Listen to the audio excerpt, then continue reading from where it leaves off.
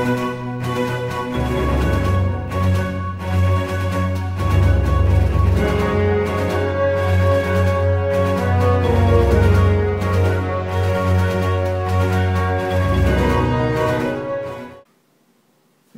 welcome YouTube. I've got a really neat case for review today. It's an aluminum case, but it's a case that I found that has absolutely no signal loss.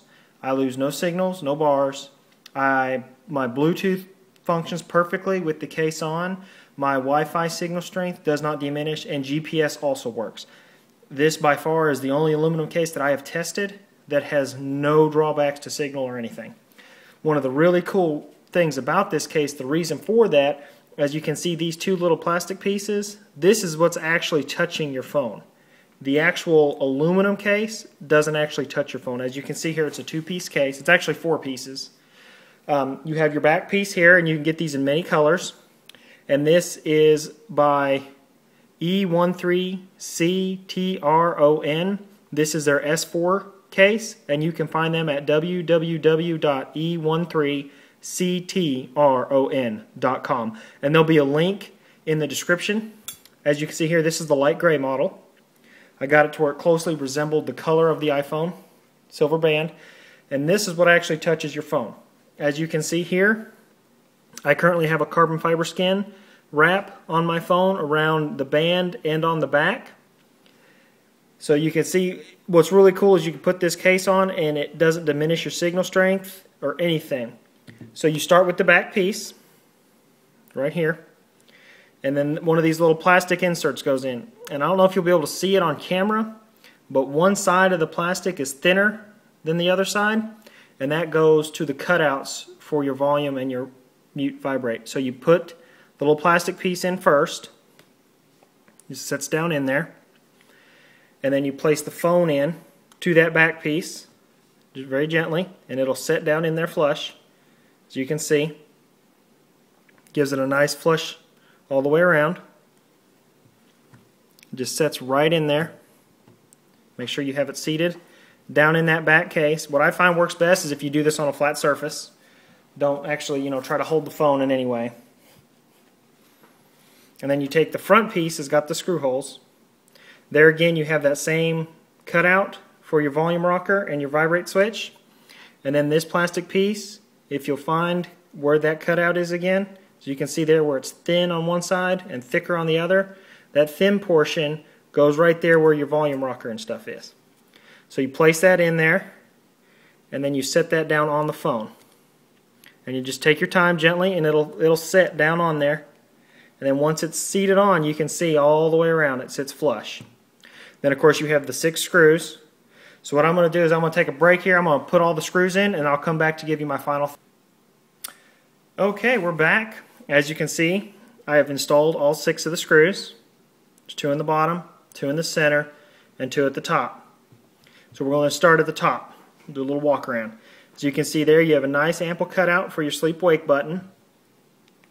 Not hard to push at all. Very responsive. You can still feel the click. As you can see here, you have a nice cutout for your headphones and for your secondary mic. Now, I don't use anything but the Apple headphones, and they work no problem. I haven't tried any third-party headphones, but as you can see there, it's a pretty small opening, but I think the majority of headphones will fit. Now, over here on this side is you have your cutouts for your vibrate or your mute switch and your volume up and down, and you can see their little engraved logo right there for the S4 case. Now, it looks like that's engraved in there. It might be laser etched, but it looks really nice. Now here you can see the cutout for the volume up and down is recessed, but as you can see here, I'll go ahead and unlock my phone. I have no problems accessing that up and down. Not hard at all. Your mute switch, it's a little thin. If you have giant fingers, it might be hard, but I don't find myself having any issues with that switch, turning it on and off. And then on the very bottom, you have nice 3 cutouts here for your microphone, your 30-pin dock connector, and your speaker. And I like how they have these separate. Instead of one giant opening, they have 3 separates. And I use the factory Apple 30-pin connector, and I have no problems fitting it in there. I don't have any aftermarket chargers, so I don't have any issues there. Now, I do have a charger in my car that the phone sits in that also has FM modulator in it, and it fits in there no problem. Now on this side it's completely closed in. Now for some people this is an issue, you know, with the other cases out there. They talk about how they, you know, the opening for the SIM card. I don't ever switch my SIM card, so for me I would prefer that to be closed like it is here. If that's a big issue for you, there's some other cases out there that has that opened, but I prefer that to be closed because I don't ever access my SIM card on a daily basis. So all around, as you can see, here's the back, and if I get this here on the camera, you can see the lip that is generated around the back. So you do have a bit of a lay to where if you set it on the table, your glass actually isn't touching, and it does the same thing in the front there, as you can see. Now the neat thing about this is the case itself. See if I can get this up close enough. It comes right up to that plastic band around the glass. It doesn't actually go over the glass, so any screen protector you have will work. This won't cause any issues with your screen protectors. The same on the back. If you have any type of skins or covers on the back, this should work no problem, because there too, that aluminum comes right to that black band around the glass. It doesn't actually touch any of that. So all in all, this case is a great case. I've been very pleased with it. Now what I'm going to do is I'm going to patch in some videos of the test I did of my GPS and my Wi-Fi and everything prior to the case, and then I'll do this test again with the case on, and you can see the... Alright, this here is going to be the test of the Wi-Fi signal strength. We use it here to let it zoom in.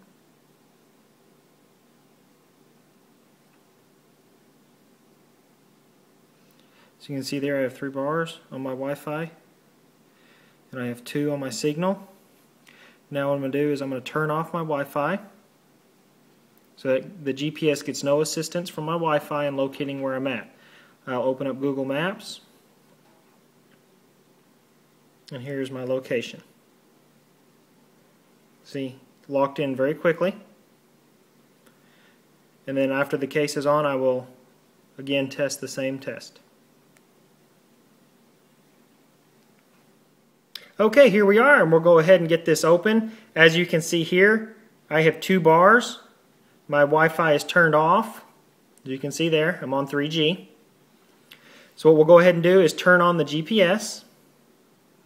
It'll give you my location. Takes it just a moment to lock in, and there we are. Virtually the same amount of time to lock in GPS. Now I'm in my house, and I have no ill effects there. As you can see here, I'll go ahead and turn my Wi-Fi on.